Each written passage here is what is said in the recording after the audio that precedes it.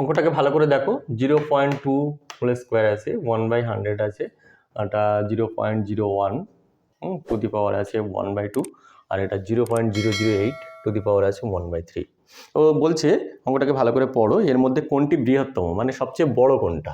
চারটে আছে, 1 2 3 4, তার মধ্যে কোনটা সবচেয়ে বড়। এটা যদি আমি করি তাহলে এর স্কোয়ার করলে হবে 0.04। এইটা থেকে আমরা এইটা পেলাম।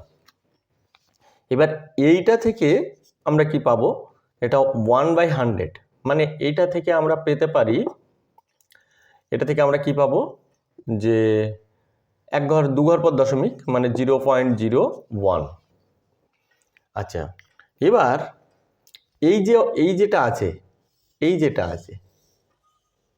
এইটা থেকে আমরা কি পাবো, এইটা থেকে আমরা পাবো এটা 1/2, মানে এটা রুট, তাহলে 0.01 একে যদি রুট করি তাহলে আমরা পাবো 0.1। ঠিক আছে, এইবার এই যেটা আমরা দেখছি এটা 1/3, মানে এটা রুট কিউব, মানে আমরা পাবো 0.008। এর থেকে আমরা কি পাবো একটু আলাদা করে দেখিয়ে দিই।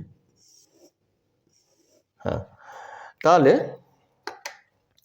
এর থেকে আমরা পাবো এই 8কে যদি রুট কিউব করি তাহলে 0.2।